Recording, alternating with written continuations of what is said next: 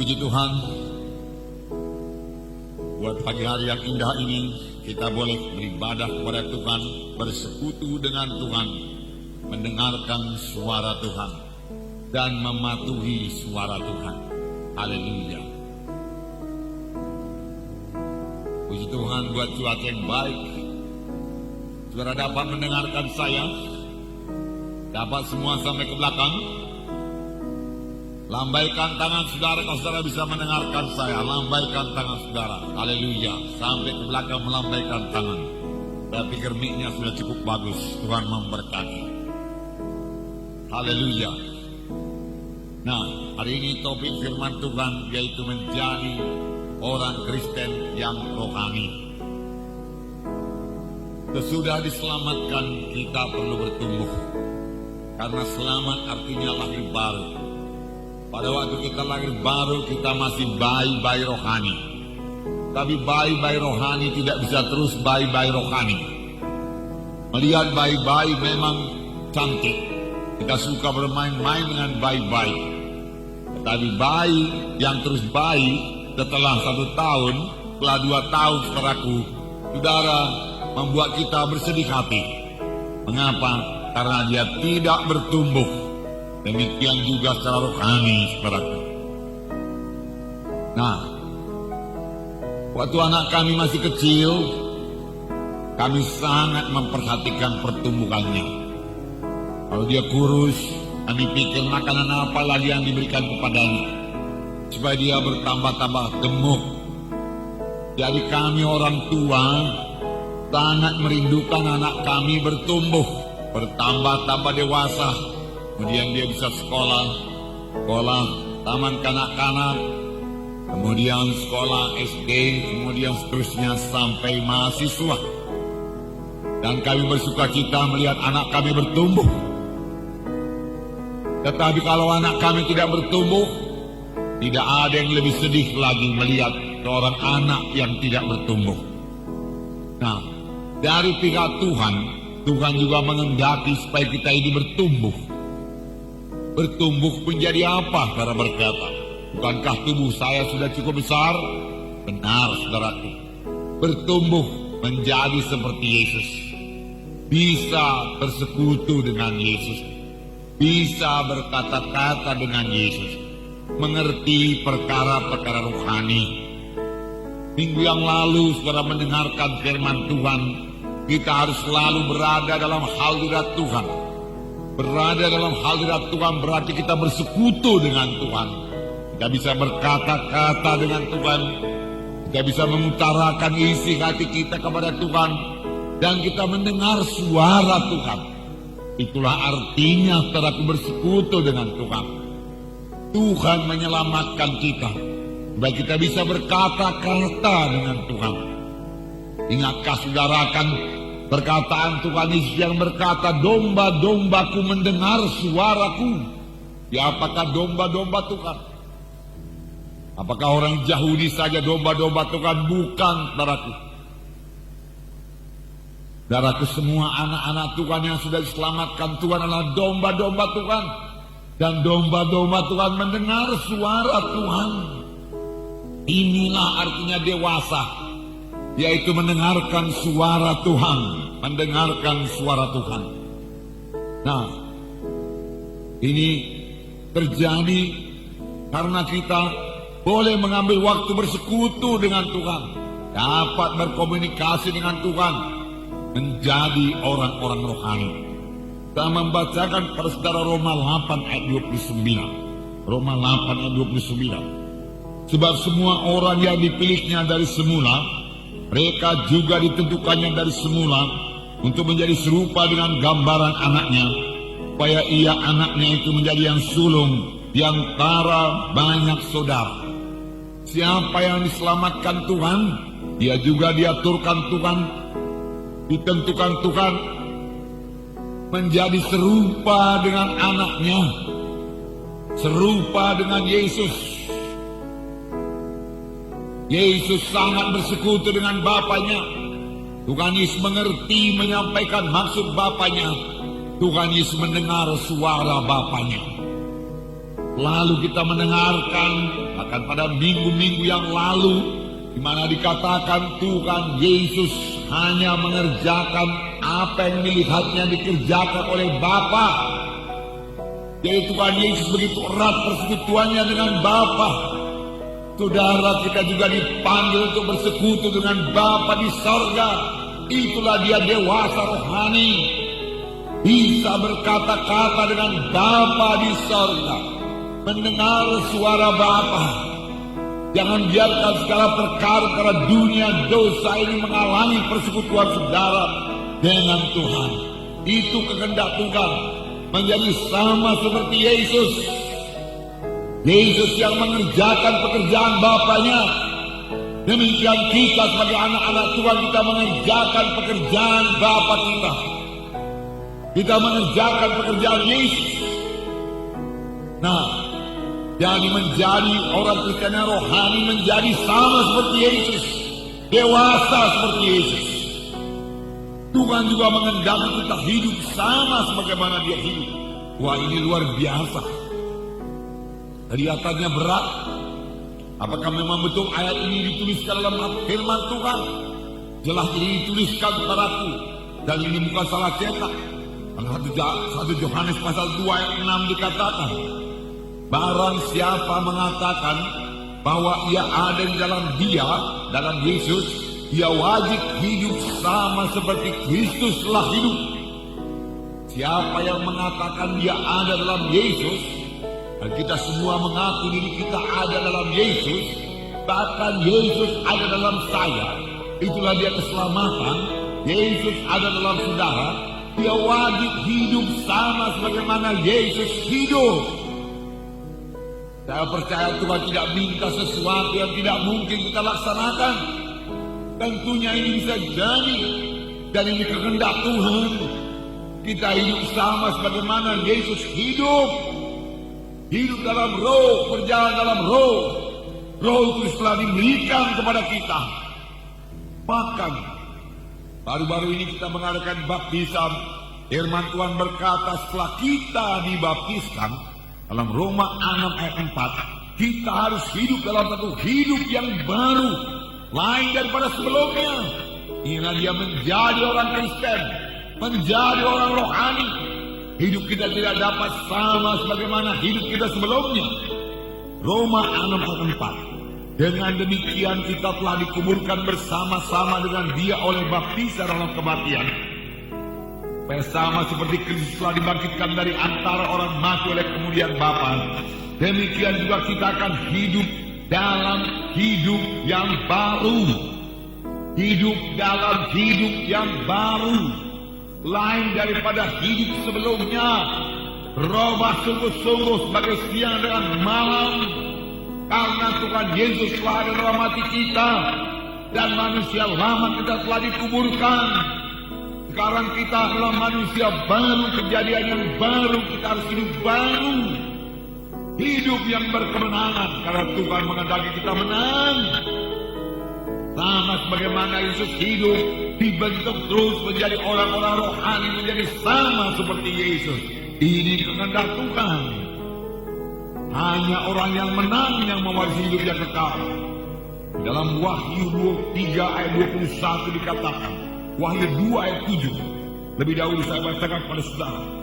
Siapa yang bertelinga hendaklah yang mendengar apa yang dikatakan Roh kepada jemaat-jemaat. Roh Kudus bicara, biarlah kita mendengar suara Roh Kudus.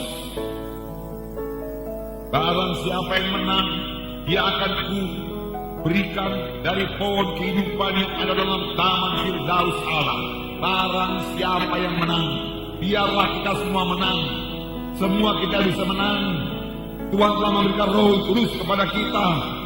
Dalam Wahyu pasal 3 ayat 21 dikatakan, barang siapa yang menang, dia akan kedudukan bersama-sama dengan aku di atas tahtaku, bagaimana aku telah menang dan duduk bersama-sama dengan Bapakku di atas tahtanya. Barang siapa bertelinga, hendaklah ia mendengarkan apa yang dikatakan Roh kepada jemaat-jemaat. Rupanya Roh Kudus senantiasa memimpin sidangnya. Biarlah kita mendengarkan suara Roh Kudus. Haleluya.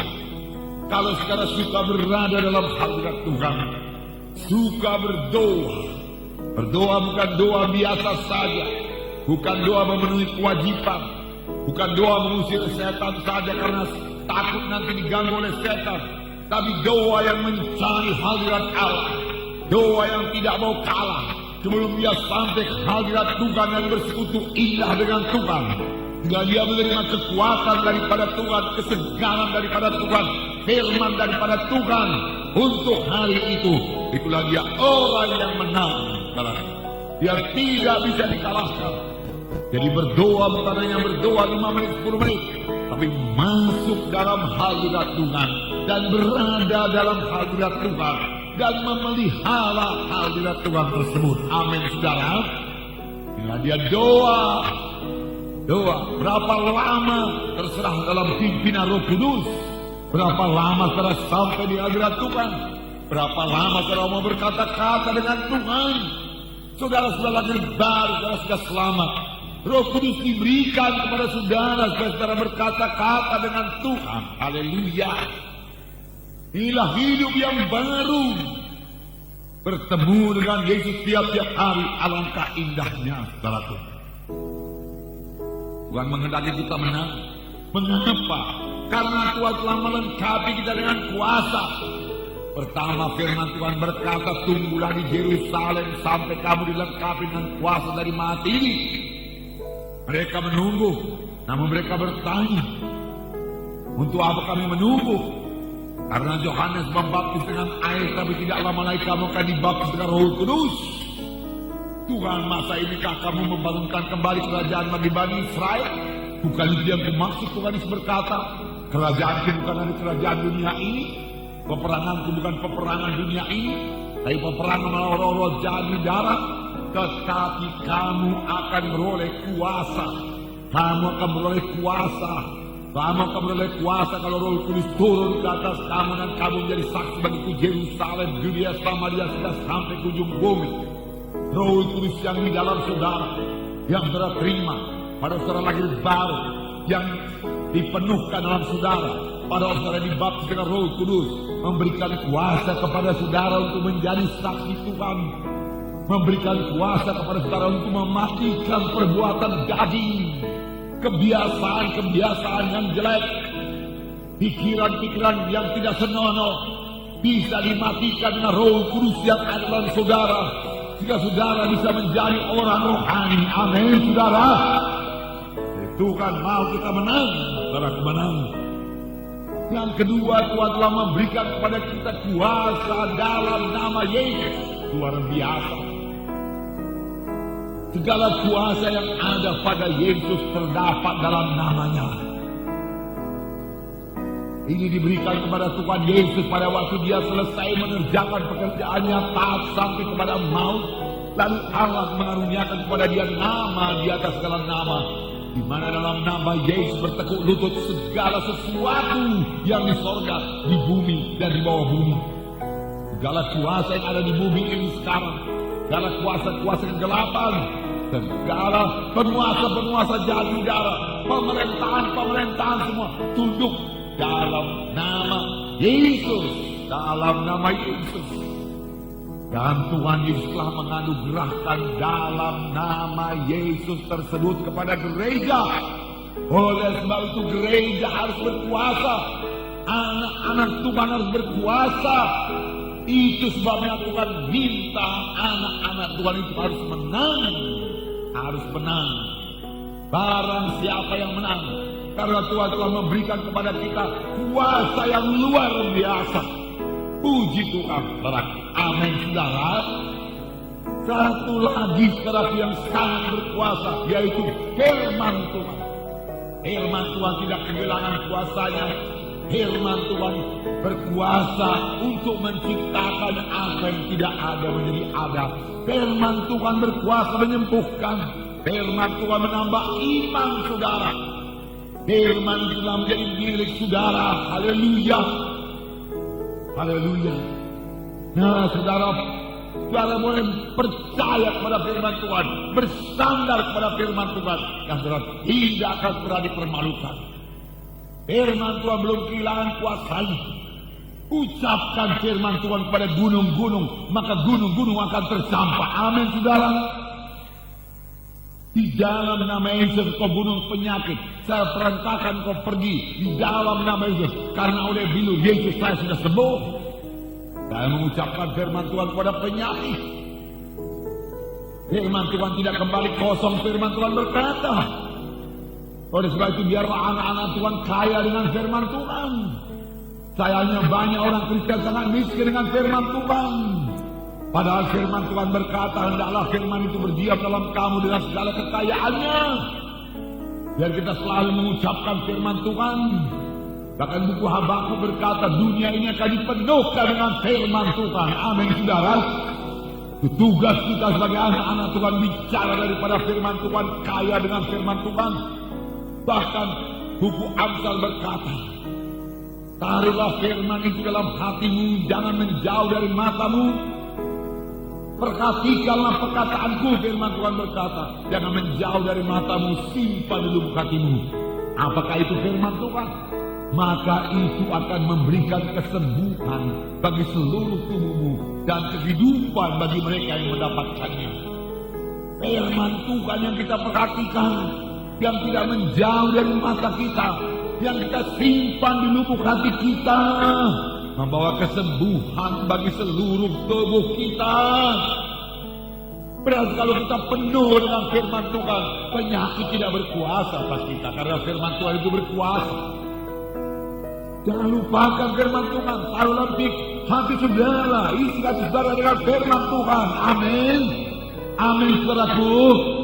Isi hati dengan firman Tuhan. Baca Alkitab saudara, dengarkan firman Tuhan hari Minggu. Hari Minggu hari kebaktian. Tidak ada acara lain yang bisa mengganggu kebaktian hari Minggu. Hargakan kebaktian Minggu. Amin, saudara. Hargakan. Hari itu hari itu memuji, hari menyembah Tuhan. Puji Tuhan, sama sebagaimana bangsa Israel menghargakan hari Sabat, saudara. Dan yang melanggar hari Sabat dibunuh.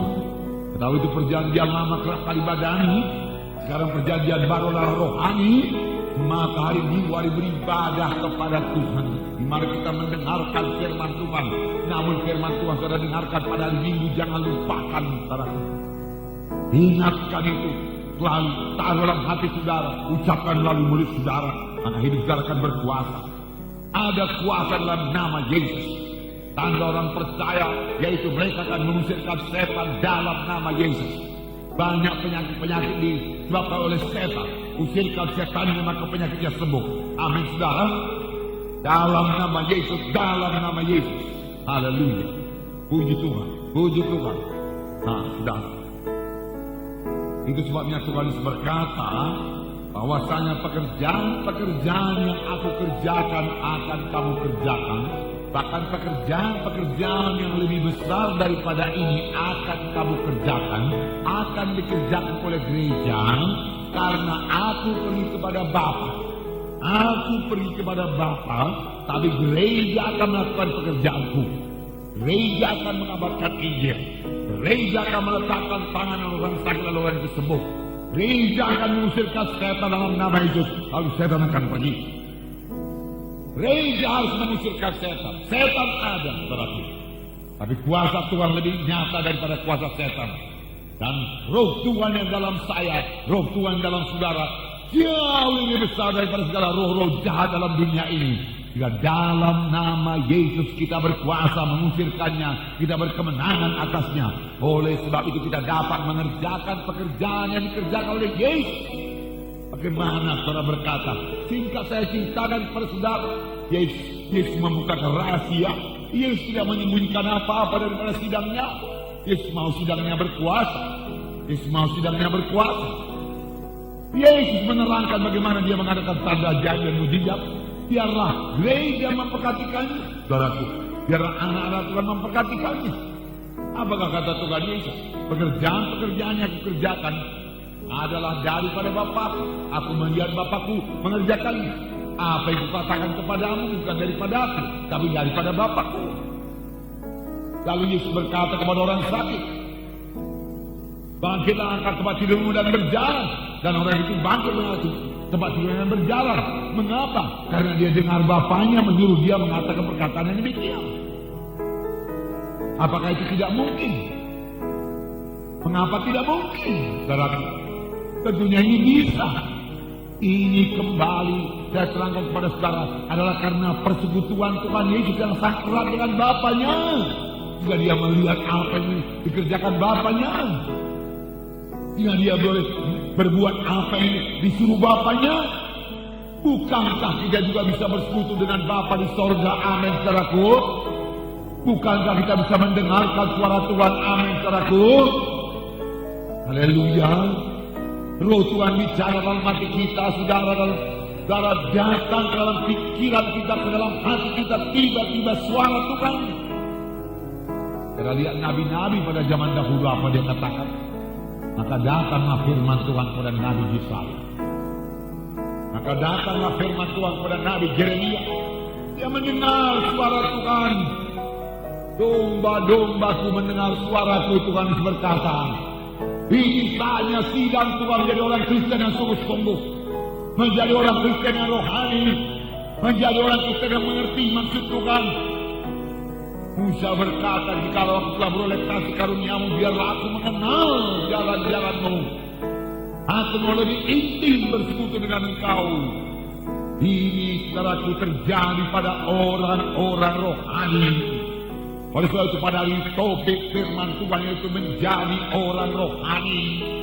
Jangan menjadi orang Kristen yang duniawi. Jangan menjadi orang Kristen yang kedagingan, yang payah bersekutu dengan Tuhan, payah mendengarkan suara Tuhan, tidak bisa mendengarkan suara Tuhan, dikuasai oleh hawa nafsu, dikuasai oleh daging, bergumul dengan dosa, jatuh bangun hidupnya. Bukan untuk itu Tuhan menyelamatkan kita. Tuhan menyelamatkan itu untuk satu kehidupan Kristen yang berkemenangan, yang mengalahkan dunia ini. Amin, saudara. Haleluya. Untuk itu Tuhan menyelamatkan kita. Haleluya.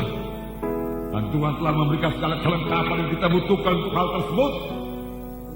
Saudara, Tuhan Yesus contoh kita. Tuhan Yesus sudah menang. Karena berkata Tuhan Yesus bisa sajalah Tuhan sedang Allah adanya. Tapi jangan lupa, saudaraku, bahwasanya Tuhan datang ke dalam dunia ini dengan menanggalkan keilahiannya, dengan menanggalkan kemahakuasaannya. Dia tanggalkan, dia menjadi sama seperti manusia, dan dia menang atas setan, dia menang atas penyakit, dia menang atas dosa. Dia tidak pernah berdosa. Dia mengerti menyambut kehendak Bapaknya. Dia beroleh hikmat daripada Bapaknya. Dia dipimpin oleh Roh Kudus. Dan dia berhasil menebus manusia ini dari dosa. Luar biasa. Sebagai manusia, dia tidak datang sebagai Allah. Kalau sebagai Allah dia nggak perlu capek. Dia nggak perlu merasa lapar waktu puasa, nggak perlu. Jangankan 40 tahun, 40 hari puasa, 40 tahun pun dia nggak lapar, saudara. Kalau dia sebagai Allah. Tetapi dia merasa lapar, firman Tuhan berkata. Dan dia capek di atas perahu, dia tertidur karena dalam keadaan tubuh manusia. Sebagai Allah yang maha kuasa, jangankan bekerja 1 minggu penuh, 1 tahun penuh dia bisa bekerja, tidak akan kenal capek, tidak akan mengantuk. Dia lapar, dia perlu istirahat. Namun dia bisa menyangkal dirinya bangun pagi-pagi dan berdoa. Dia dalam keadaan tubuh manusia. Tetapi dia tidak berdosa. Dia taat sampai kepada kematian. Dia berhasil mengerjakan maksud Bapaknya dalam hidupnya. Ini tertulis dalam Filipi pasal 2 ayat 5. Saya baca kepada saudara beberapa ayat. Hendaklah kamu dalam hidupmu bersama menaruh pikiran dan perasaan yang terdapat juga dalam Kristus Yesus, yang walaupun dalam rupa Allah tidak menganggap kesetaraan dengan Allah itu sebagai milik harus dipertahankan, melainkan telah mengosongkan dirinya. Apa saudaraku? Mengosongkan dirinya dan mengambil rupa seorang hamba dan menjadi sama dengan manusia. Sama dengan siapa? Sama dengan manusia. Sama dengan saudara, sama dengan saya. Dan dalam keadaan sebagai manusia, bukan dalam keadaan sebagai Allah, dalam keadaan sebagai manusia, dalam keadaan sebagai manusia, ia telah merendahkan dirinya dan taat sampai mati, bahkan sampai mati di kayu salib. Itu kehendak Bapaknya, dia mati di kayu salib. Dia taat. Dia taat. Apakah engkau pikir aku tidak bisa memanggil sekarang ini juga 12 legion tentara malaikat untuk membebaskan kita, Petrus? Sarungkan pedangmu, Petrus. Kalau aku memanggil 12 legion tentara malaikat, surga, tapi semua manusia ke neraka. Yesus taat. Yesus memilih untuk disengsarakan untuk menebus manusia ini supaya manusia bisa selamat. Karena itulah jalan satu-satunya kepada manusia ini menerima keampunan dosa, menerima hidup. Karena semua manusia sudah berdosa dan telah kehilangan kemuliaan Allah. Mati rohani. Manusia perlu menerima kehidupan rohani. Oleh sebab itu manusia perlu lahir baru. Lahir baru. Dari firman Tuhan dan roh Tuhan. Itu sebabnya Tuhan Yesus menanggungkan semua sengsara tersebut. Sebenarnya dia menanggung dosa seluruh manusia. Ditimpakan kepada Tuhan Yesus. Dan Tuhan dihukum karena dosa manusia tersebut. Supaya manusia boleh sampai kepada hidup yang kekal. Itu maksud Tuhan Yesus. Itu sebabnya dia mengangkat salib dari Yerusalem ke Golgota. Di mana di kayu salib, di mana dia dipaku di kayu salib, kaki dipaku, tangan dipaku, kepala diberi mahkota duri, tergantung di antara langit dan bumi. Sama sebagaimana Musa mengangkat ular daripada belantara, demikian anak manusia harus disalibkan. Barang siapa yang percaya kepadanya tidak binasa, tapi beroleh hidup yang kekal, beroleh hidup yang kekal. Haleluya. Saudara percaya kepada Tuhan Yesus, bukan percaya kepada kemampuan saudara untuk mencapai surga, kesucian saudara, amal-amal saudara, perbuatan baik saudara, kedermawanan saudara untuk mencapai surga. Saudara kan kecewa menemui pintu surga tertutup kepada saudara. Karena segala kebaikan manusia, kejujuran manusia hanya sebagai kain lapuk saja di hadapan Tuhan. Tidak ada seorang pun yang benar, Tuhan berkata. Semuanya sudah berbuat dosa dan telah kehilangan kemuliaan Allah. Tetapi Yesus telah menebus kita manusia yang berdosa ini. Hingga Tuhan mati di kayu salib. Tetapi sebelum dia mati, dia berkata, sudah genap. Genaplah kutanggung semua dosa manusia, Bapa. Sekarang setiap manusia yang percaya kepadaku boleh selamat. Dan boleh menjadi orang rohani. Bertumbuh dalam aku. Bertumbuh menjadi seperti Yesus. Menjadi anggota tubuh Kristus, membangun gereja Tuhan. Amin, saudara. Yesus melihat gerejanya bangkit, saudaraku. Terutama Yesus melihat gereja bangkit pada akhir zaman ini. Amin, saudara. Haleluya. Saya percaya gereja akan bertambah jaya pada akhir zaman ini. Gereja akan mengalahkan dunia pada akhir zaman ini. Mengalahkan dosa, mengalahkan setan, mengalahkan dukun-dukun. Amin, saudara. Kita tidak berperang secara fisik dengan dukun, saudaraku. Kita mengasihi saudaraku dukun itu. Tetapi saudaraku, kita melawan roh-roh jahat di belakang dia, yang memakai dia. Kita usir dalam nama Yesus. Karena peperangan kita bukan melawan darah dan daging, tapi melawan roh-roh jahat di udara. Pemerintahan jahat di udara, bukan darah dan daging. Itulah sebabnya Allah sangat meninggikan dia dan mengaruniakan kepada nama di atas segala nama. Supaya dalam nama Yesus bertekuk lutut segala yang ada di langit dan yang ada di atas bumi dan yang ada di bawah bumi. Dan segala lidah mengaku Yesus Kristus adalah Tuhan bagi kemuliaan Allah Bapa. Haleluya. Nah, saudara, itulah sebabnya Allah mengaruniakan kepada nama dan segala nama. Dalam nama yang sangat berkuasa. Dan nama Yesus tersebut telah dikaruniakan kepada saudara untuk dipakai mengalahkan setan, untuk dipakai menindas penyakit, untuk dipakai sebagai senjata pembungkas menghancurkan semua pekerjaan setan. Amin, saudara. Dan merebut jiwa-jiwa dalam kerajaan surga. Puji Tuhan, saudara. Puji Tuhan. Nah, haleluya. Dan ini kehendak Tuhan. Tuhan tidak meminta sesuatu daripada kita yang kita tidak bisa menggenapkannya, tidak bisa memenuhinya. Jadi Tuhan mengendaki anak-anaknya semua bertumbuh, bertambah dewasa, jadi orang-orang rohani yang berkemenangan, yang penuh dengan Roh Kudus, yang bersekutu dengan Tuhan Yesus, yang mendengar suara Tuhan, yang mengerti perkara-perkara rohani. Untuk itu hilangkan semua perkara daging, duniawi dalam hidup saudara. Dalam 1 Korintus 3, 1 Korintus pasal 3 ini satu sidang yang sangat duniawi ditegur oleh Paulus. Duniawi dia katakan, karena terus dalam keadaan duniawi tidak mencapai hidup yang kekal, tidak sampai kepada hidup yang kekal. 1 Korintus 3 ayat 1 mulai. Dan aku saudara-saudara pada waktu itu tidak dapat berbicara dengan kamu seperti dengan manusia rohani, tetapi hanya dengan manusia duniawi yang belum dewasa dalam Kristus. Susulah yang kuberikan kepadamu, bukanlah makanan keras, sebab kamu belum dapat menerimanya, dan sekarang pun kamu belum dapat menerimanya, sebab kamu masih manusia duniawi. Sebab jika di antara kamu ada iri hati dan perselisihan, bukankah hal itu menunjukkan bahwa kamu dalam manusia duniawi dan bahwa kamu hidup secara manusiawi? Karena jika ada yang seorang berkata aku dari golongan Paulus, dan yang lain berkata aku dari golongan Apolos, bukankah hal itu menunjukkan bahwa kamu manusia duniawi dan yang bukan rohani? Paulus menegurkan sidang di Korintus yang sudah lahir baru. Jangan lupa sidang Korintus ini dipenuhkan juga dengan Roh Kudus. Sampai Paulus bicara kepadanya bagaimana berbahasa roh, supaya mereka berbicara dengan teratur dalam bahasa roh, karena begitu banyaknya mereka berbicara dalam bahasa roh.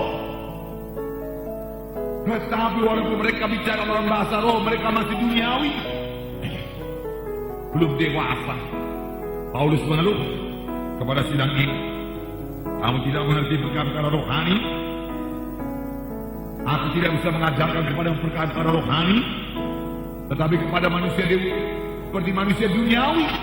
Kamu serupa saja dengan orang-orang dunia, dia katakan. Belum dewasa dalam Kristus. Susulah yang kuberikan padamu. Aku memberikan kepadamu firman Tuhan yang ringan-ringan. Firman Tuhan mengenai berkat-berkat melulu. Tidak ada penyangkalan diri. Itulah makanan susu kuberikan padamu. Dibujuk-bujuk dengan firman Tuhan. Beda tetap dalam Tuhan. Tetapi akhirnya Paulus berkata, susulah yang kuberikan padamu, bukan makanan keras. Kamu tidak bisa disuruh untuk menginjil, untuk memenangkan jiwa, untuk menyangkal diri, untuk berdoa, untuk berpuasa. Belum. Sebab kamu tidak dapat menerimanya. Dan sekarang pun kamu belum dapat menerimanya. Karena kamu masih manusia duniawi. Sekali lagi dikatakan kamu masih manusia duniawi. Walaupun kamu sudah selamat, hidupmu sama dengan orang dunia, cara berpikirmu sama dengan cara berpikir orang dunia. Sebenarnya setelah kita berada dalam Kristus, cara berpikir kita ini berubah. Amin. Tujuan hidup kita berubah, keinginan kita berubah di dalam Yesus, karena kita telah lahir baru. Tapi mereka ini, kamu masih manusia duniawi. Sebab di antara kamu ada iri hati dan perselisihan. Ada iri hati, ada perselisihan, ada berpihak-pihak. Nah, seorang berkata, aku dari golongan Paulus. Jangan berkata ke golongan Apolos. Apolos itu lebih rajin membaca Alkitab, lebih sistematis dia kalau berkhotbah. Ada yang lain, Paulus lebih matang. Paulus langsung dipilih Tuhan pada jalan ke Damsik. Aku pihak Paulus. Tidak, aku pihak Apolos. Paulus lebih tinggi, Apolos lebih tinggi, dan lain sebagainya. Mereka bertengkar, dan menjadi berpihak-pihak. Dan semua mereka adalah pihak Kristus. Akhirnya Paulus yang menegur mereka, siapakah Paulus, siapakah Apolos? Mengapa kamu pengikut Paulus? Mengapa kamu pengikut Apolos? Kamu adalah pengikut Yesus. Kamu adalah anggota tubuh Kristus. Demikian Paulus berkata kepada mereka. Mengapa kamu begitu bodoh? Karena kamu masih dalam tabiat duniawi. Tabiat duniawi membuat kita bodoh rohani. Bodoh rohani. Tidak mengerti perkara-perkara rohani. Darah mereka memakai pikirannya. Orang Korintus, orang-orang intelektual. Dalam 1 Korintus pasal 1 dikatakan mereka punya hikmat, pengetahuan dunia ini. Mereka banyak memakai akalnya. Dan mereka kurang bersekutu dengan Tuhan dan kurang suka bersekutu dengan Tuhan. Sebenarnya kita diselamatkan saudara untuk bersekutu dengan Tuhan. Amin, saudara. Coba ingat-ingat buku Kejadian. Pada waktu Tuhan menciptakan Adam dan Hawa, sebelum mereka jatuh pada dosa, Tuhan datang dengan Adam dan Hawa. Tuhan menikmati persekutuan dengan Adam dan Hawa. Adam dan Hawa menikmati persekutuan dengan Tuhan. Inilah kehendak Tuhan kepada manusia yang sesungguhnya. Untuk itulah Tuhan menciptakan saudara. Saudara bersekutu dengan Tuhan. Kemudian datang dosa yang merusakkan manusia dengan Tuhan. Jika firman Tuhan berkata, bukannya tanganku terlalu pendek menolong kamu, bukannya telingaku terlalu berat mendengarkan doamu, tapi dosamu serupa dengan dinding memisahkan aku dengan engkau. Itu sebabnya banyak doa orang-orang manusia ini yang belum selamat, belum lahir baru, melayang-layang, melenceng ke kiri, melenceng ke kanan. Mengapa saudaraku? Karena dosanya masih serupa dengan dinding memisahkan dia dengan Tuhan. Doanya melayang-layang. Tetapi setelah kita selamat, dinding dosa itu dicabut, kita bisa bersekutu lagi dengan Tuhan. Amin, saudara. Itu sebabnya firman Tuhan berkata, domba-dombaku mendengar suaraku. Daud sangat merasakan persekutuan dengan Tuhan. Minggu yang lalu kita mendengar bahwasanya Daud berdosa. Tetapi setelah Daud berdosa, dia berkata kepada Tuhan, Tuhan, apapun hukumannya kepadaku kuterima, asal engkau jangan menarik Roh Kudus-Mu daripadaku. Janganlah kau buang aku dari hadirat-Mu, Tuhan. Tidak ada gunanya hidupku di luar hadirat-Mu. Dia menikmati hadirat Tuhan. Dia telah lama bersekutu dengan Tuhan. Dia menikmati berkata-kata dengan Tuhan. Dia menikmati bersama-sama dengan Tuhan. Maria menikmati bersama-sama dengan Tuhan. Tuhan datang ke rumahnya. Maria duduk di bawah kaki Tuhan Yesus dan berkata-kata dengan Tuhan Yesus. Marta sibuk melayani, sibuk menyediakan makanan. Menyediakan makanan pada waktu hidup saudaraku lebih sulit daripada menyediakan makanan pada zaman sekarang. Kita lihat makanan-makanan di supermarket saudaraku sudah dibersihkan saudaraku. Ya, kalau ikan-ikan itu sudah dibersihkan, tinggal menggorengnya saja lagi. Kalau pada waktu itu saudaraku, tentunya saudaraku diambil kambing domba, saudaraku disembelih lagi dulu, dipopek lagi dulu bulunya semuanya saudara, kemudian dibakar, kemudian baru sediakan makanan saudara. Udah jari tepungnya pun ditumbuk lebih dahulu. Marta sangat sibuk melayani. Tapi Tuhan berkata, kemudian Marta ini saudaraku berkata kepada Tuhan Yesus, Tuhan, apa kau biarkan aku saja yang bekerja? Maria duduk saja mendengarkan di bawah kakimu. Tuhan Yesus berkata, Maria telah berbuat yang terbaik. Maria telah berbuat yang terbaik. Duduk di bawah kaki Tuhan, mendengarkan suara Tuhan. Belajarlah dari ini, saudaraku. Kalau saudara pada pagi hari, saya katakan pada saudara, kalau saudara pada pagi hari tidak duduk di bawah kaki Tuhan seperti Maria, dan pada pagi hari juga sudah sibuk seperti Marta, maka sepanjang hari saudara akan terus sibuk dan capek seperti Marta, kemudian jatuh pada bersungut-sungut, jatuh pada kehendak dana. Tapi kalau saudara seperti Maria, pada pagi hari duduk lebih dahulu di bawah kaki Tuhan, mencari wajah Tuhan dan berkata-kata dengan Tuhan, kekuatan daripada Tuhan mengalir dalam mendengar suara Tuhan, persekutuan saudara baik dengan Tuhan, Roh Kudus memenuhkan saudara, maka segala pekerjaan saudara pada hari itu pasti diberkati Tuhan. Amin. Haleluya. Beri tepuk tangan yang meriah buat Tuhan Yesus. Haleluya.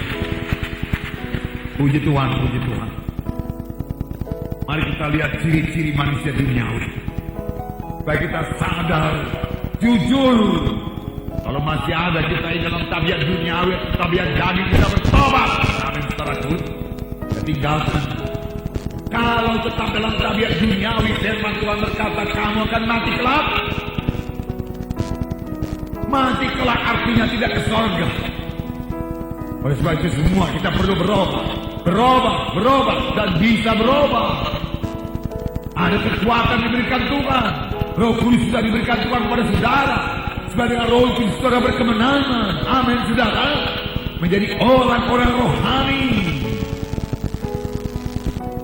Di dalam Korintus, saudara, tidak bertumbuh. Jadi dikatakan, belum dewasa dalam Kristus, susulah yang kuberikan kepadamu, bukan makanan keras, sebab kamu belum dapat menerimanya, dan sekarang pun kamu belum dapat menerimanya. Susu, bayi-bayi rohani, sudah tahu bayi-bayi, bagaimana bayi-bayi digendong, bagaimana bayi-bayi kalau dia basah, orang tuanya harus mengganti popoknya, yang mengasuhnya mengganti popoknya, dia sendiri tidak bisa mengurus dirinya, jangankan mengurus orang lain, jangankan melayani orang lain. Demikian bayi-bayi rohani harus diurus, didoakan. Sedikit-sedikit ada persoalan, dia tidak bisa mengatasi persoalannya, dia tidak bisa punya iman, saudaraku. Mengapa? Karena bayi-bayi rohani tidak bertumbuh. Memang banyak halangan untuk bertumbuh. Kita lihat dalam perumpamaan benih itu, mengapa benih tidak bertumbuh? Pertama di tanah berbatu-batu memang sudah tumbuh, tapi tidak bisa bertumbuh, berbuah. Mengapa? Batu-batu banyak pencobaan. Setan tidak senang telah diselamatkan, apalagi bertumbuh. Oleh sebab itu setan memakai strategi, kalau sudah selamatlah, tapi jangan bertumbuh. Karena anak Tuhan yang bertumbuh, yang bersekutu dengan Tuhan, yang mengerti maksud Tuhan, yang mengerti kuasa Tuhan, yang mengerti bersaksi, memenangkan jiwa-jiwa, menjadi ancaman bagi setan. Tapi orang Kristen duniawi, saudaraku, tidak membahayakan kerajaan sorga. Biarin di situ, tidak peduli. Dia tidak akan memenangkan jiwa, dia tidak akan bersaksi, dia tidak akan berdoa dalam nama itu, dia tidak akan mengusir setan. Kerajaan setan tidak terganggu oleh dia, bahkan dia hidup secara dunia. Maka setan membuai-buai dia sehingga dia merasa puas dengan keadaannya.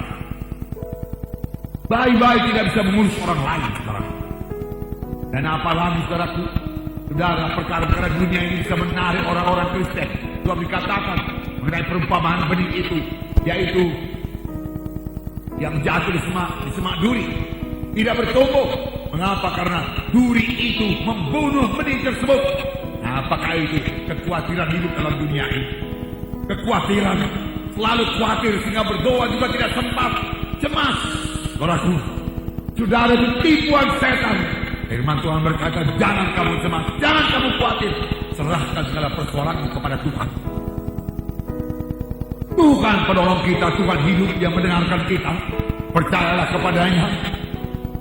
Sekarang ini kuasa Tuhan giat-giatnya bekerja.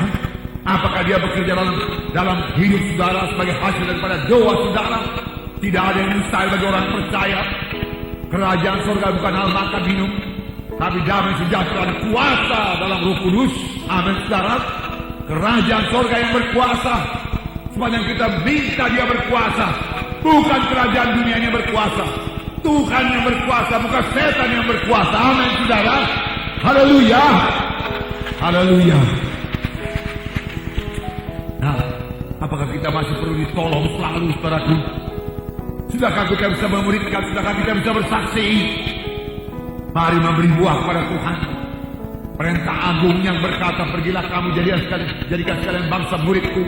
Bukan kepada sidang pertama saja, bukan kepada pendeta, guru Injil atau pengerja-pengerja, tapi bagi setiap anak-anak Tuhan.